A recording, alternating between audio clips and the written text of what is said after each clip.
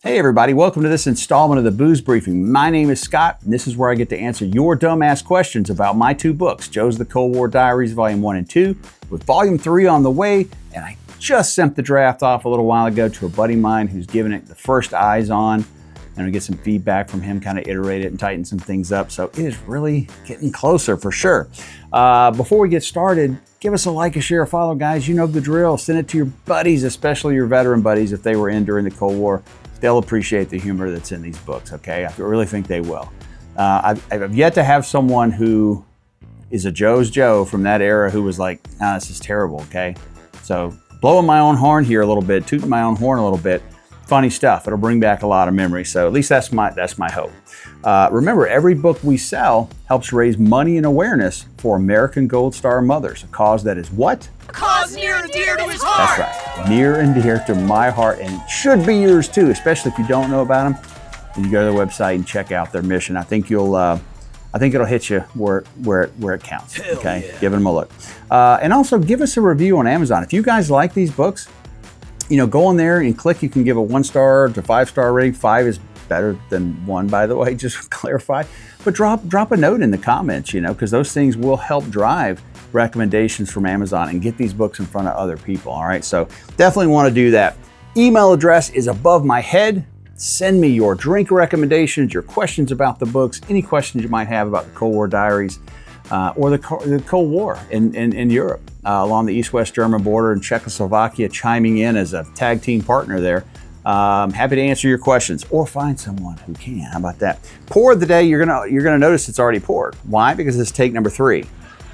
This is take number 3. I tend to do these shows in one take, but I was so discombobulated the first go around, I'm like, all right, screw it, this is fucked up. I'm just gonna go from the top.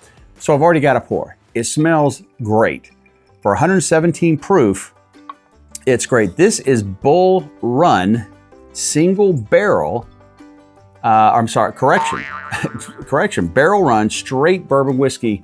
This is barrel strength, so it's 117 proof. Now, what's interesting about this brand is my buddy BK down the street. If you remember way back when, he turned me on to the Fiddlers, the Fiddler brand, and I'm kind of like, this is really good stuff. And he shows up, I was down at his place actually a couple weeks ago. He's like, hey, check these bottles out. He's got this Bull Run, several different varieties. And I'm like, hey, what's going on with that? And he's like, hey man, he's like, my daughter works for them out in Oregon. And I was like, oh, that's cool. So, you've got all these bottles. And he said, yeah, man. He said, you should take the single barrel, or I'm stuck on the single barrel thing, the straight bourbon down for the booze briefing. And I'm like, yeah, okay, I might do that. Happen to be poking around the Class 6 store here, not my normal Class 6 store, which, as you guys know, is Max's Bottle Shop. Charlie and Ritesh down there. I happened to be driving by this place. I said, well, let me poke, it's a big place. Let me poke my head in, see if they have anything neat. Sure enough, they had Bull Run. And BK said, I don't even think you can get it here. Well, you can. You can get it here in North Georgia. This is 115 proof. I don't want to put any extra bite in it that I don't have to. But this is batch number 18, and the release date on the back says 1/18, which I guess is January 18th. So this is a 2018 vintage here. And yeah, we're going to give this a run. Very cool. This distillery's got a really interesting story. It's Lee and Jennifer Medoff, and Lee's been in the alcohol industry for a long time. He founded several popular craft spirit brands, including his namesake. You're going to love this, Medoyev vodka. Yeah, Medoyev. Jennifer and Lee Medoff created Medoyev. I love it. Sounds Ruski, doesn't it? And Aviation Gin, which you guys may have heard of Aviation Gin. He was one of the founding members and first president of the Oregon Distillers Guild. It was the first craft distiller guild in America. Very cool. And in 2010, he decided to do something a little different. He wanted to go make a pure malt Oregon whiskey, and he started Bull Run. He started Bull Run and started doing his unique barrel finished products. I think the liquor's already working. Yeah, I had one before, not this, but my pregame kind of, what do you call it? The pregame, my pregame hydration. Yes, my pregame hydration. So it's a very cool story. It's a very cool story, and it does smell terrific. Then again, I've had some nasty shit that smelled terrific too, but we'll see how this goes. All right, so it definitely smells like liquor. The challenge is still going on, guys. Get to 1,000 subscribers for the love of Pete on Facebook or YouTube. Got to be one or the other, can't be both. And I'm going to eat this 1988 MRE side item. These are almost 40-year-old potatoes, okay? Last thing in my rucksack when I ETS'd in 1989. Yes, I'm going to do it on camera. And yes, you will see me open it and seeing whatever the fuck is inside that pouch with a spoon, okay? Do it. Do it for your country. If nothing else, do it for your country. All right, some other big news as we wait. God, that smells so good, for it to season a little bit more. We're going to be doing something different on the booze briefing. A couple of things that are going to be announced in this particular episode. One is we're going to start having guests, which I'm very excited about. If they're in person, they'll be sitting here with me at Joe's bar here. I would say and grill, but we don't have a grill. We have a kitchenette over there, but no grill. So they may be in person or they may be remote. We're still working out all the, the technology involved in it, but it's going to be great. I'm going to be bringing in some of the characters from these books, and maybe we'll play a game where you have to try to, at the end, try to figure out which character they are in these books, because their stories are in these books. Or buddies of mine who served back then that may or may not be in the books, but they've got a unique journey of their own, and they happen to love bourbon. Hell yeah. I've got the first couple of guests already lined up. One is our old buddy Dimwit. Yes, that Dimwit, Black Hawk Dimwit, he's going to be here. He's probably going to be the first guest we do. And then I got a special one for the second one who just totally randomly reached out to me and said, hey, are you ever think about having guests on the booze briefing? And he's a very, well-known internet personality. I was like, well, yeah, sure. Yeah, I'm looking into it now, trying to get everything set up for it. And he's like, God, I'd love to do it because, I got a lot going on. I'd love to find some place to come talk about it and this, that, and the other. So yeah, we're going to do that, man. We're going to do guests. Not every show is going to be that way. A lot of it's just going to be you watching me drink. Nothing wrong with that, right? But yeah, that's kind of cool. I think we're going to have a first taste here. I can't really hold off, man. This has been intriguing me for a couple of weeks here. This is Bull Run Straight Bourbon Whiskey.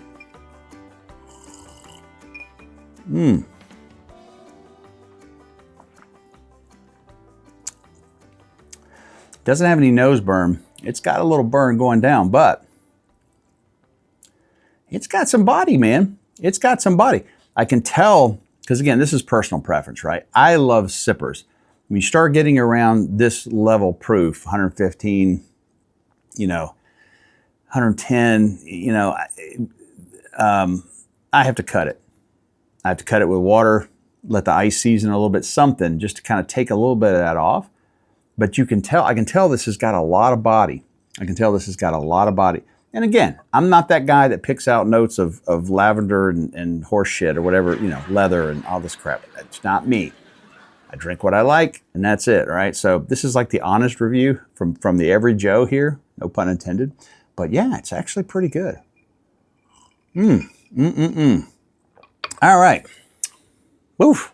That's good. All right. In fact, I got to take a time out here because I got to go and get my Nutter Butters.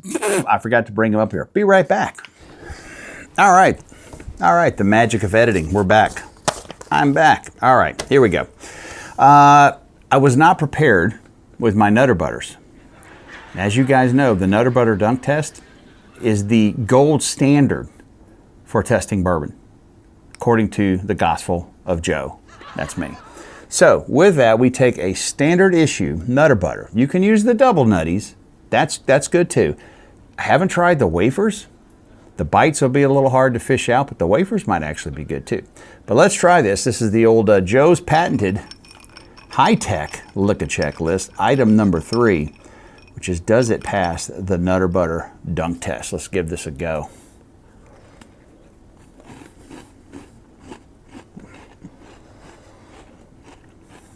My God, man. Nutter Butter needs to partner with every craft distiller out there. This is fantastic. You guys think I'm crazy. The only person that does not like this dunk test that I've come across is fucking Dimwit. Fucking Dimwit. But hey, everybody else seems to like it, or at least says, hey, it's okay. Most people, I think, were like, hey, that's pretty damn good. Uphill Dave Burrier, I'm looking at you. because I laid out the shot glasses. This fucker walks away with the shot glass and the Nutter Butters. Go figure. Anyway, God, that's so good. Yes, I have my backup Nutter Butter here. That's for after the show. Oh man, it's so good. All right, so now that we've done the Nutter Butter Dunk Test, and yes, it does pass the Nutter Butter Dunk Test. Oh, so good. It even made that last one I did, taste better. That Waffens. I didn't hate it. It just was kind of boring, but the Nutter Butter still worked with it. So, yeah, clue bell there. Buy cheap liquor and get Nutter Butters. Same net effect, right? Plus you're getting the Nutter Butters. So anyway, try that out. So we got a new challenge. This is at the request of the Kentucky Wrangler. That's right. You remember the Wrangler. The Kentucky Wrangler. He's like, he enjoyed the Nutter Butters, by the way. But he said, hey, what about other things? What else could you dunk? I said, well, shit, I don't know, man. That's the only thing I've tried. He's like, well, shit, start taking requests. Okay, sure. I'll start taking requests. So if you've got something you want me to dunk in the bourbon of the day or whatever, send it to me. Now, it's got to be something I can get locally, and it can't be anything obviously nasty like, ham hocks or some shit, or fucking tripe or whatever. You can't be that stuff. Pig's feet. No, it can't be that. Typically, some type of cookie, bread, cracker, something that you might dunk in. Again, don't come at me with some liver and shit like that, because that's not going to happen. But that's why I asked the Wrangler. I said, hey, man, you made the suggestion for alternative dunking strategies. He said, yeah. I said, well, what do you want me to dunk? He said, what about Oreos? Okay. Now, I don't know how this is going to go. I haven't tried this yet. The Nutter Butters have the peanut butter, which would kind of, it really does lend itself to bourbon. That nutty finish. A lot of bourbons are sort of a caramel type flavor to them a lot of times. And the cookie, it kind of works. I don't know if this might be McNasty, man. This might be totally fucking McNasty, but we're going to try it out. Here we go. Oh, see, I don't know how this is going to go. First time I dipped a Nutter Butter, too, I was like, I don't know how this is going to go. All right, an Oreo with Run Distillery's straight bourbon whiskey. Here we go.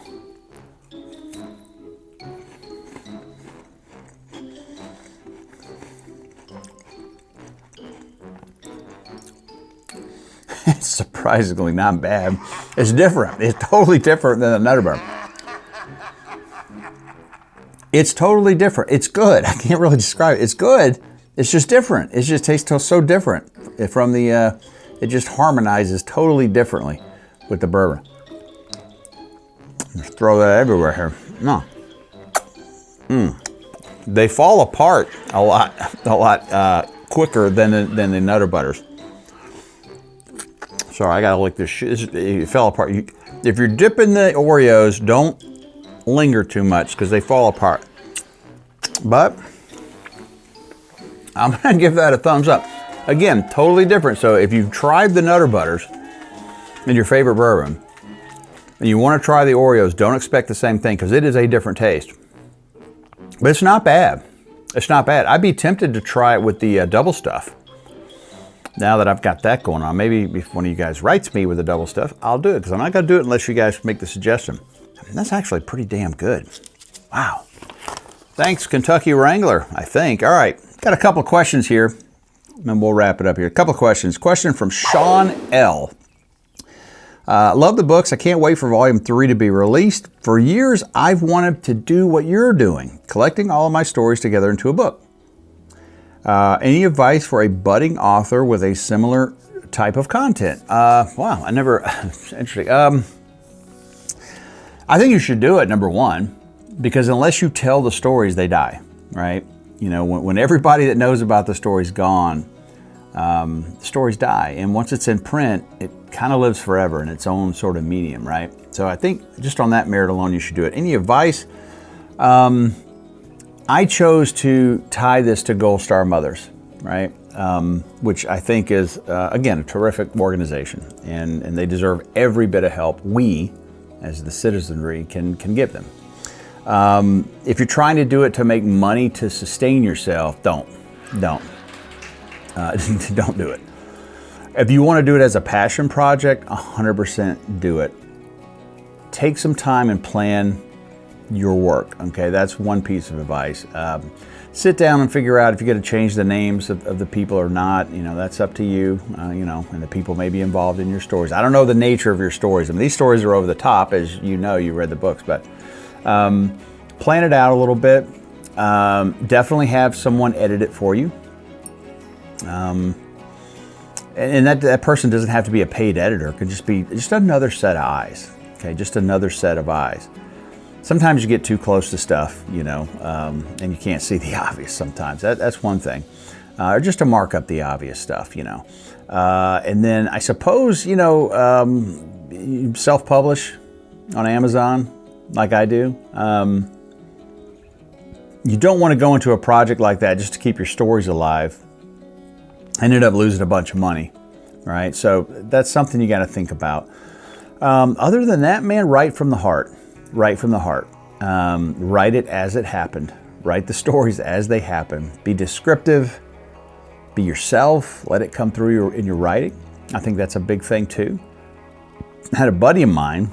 You met him virtually on a previous episode. Little Kimbo Slice, my boy Jason. He told me when I released this first book, he said, you know, the book is hilarious, but it's even funnier because as I read it, because he knows me personally, he hears my voice in his head when he's kind of reading the book. Let yourself come through in your writing, right? Don't be anything that you're not, okay? If you write clean stories, be clean. If you're writing the way it happened, then tell it exactly the way it happened. The expletives, the bullshit, everything, right? Your readers will thank you. All right, I guess that's my advice. But I would say do it, man. And you know what, if you're writing, you didn't state this, but if you're writing it for your kids or for your family or something to sort of have that legacy or whatever, do it anyway. Even if you're not going to turn it into a book, do it anyway, man. I think a lot of veterans miss out on that opportunity to tell their crazy stories. Most veterans, 99%, never stormed Omaha Beach, right? We never went to GWAT. We never went to this or that. We don't have these heroic tales or tales of despair or tales of harrowing, you know, fire and things like that. But we have stories. We all served, and I think that's important. Keep your stories alive, okay? Even if it's just with a tape recorder, turn it on, record your stories for your kids. It's a whole bunch of random advice. But yeah. And hey, when you release it, hit me up. I'll buy it. I'll buy a copy and read it myself. How about that? And maybe I'll give it a review on the Booze Briefing. I like that. Second question is from, and final question, from, looks like Wieland 167. Is that first to the 67th Armor? Maybe that's what your Wieland 167? Did you ever participate in any of the Volksmarches or Volksfests while you were in Schweinfurt?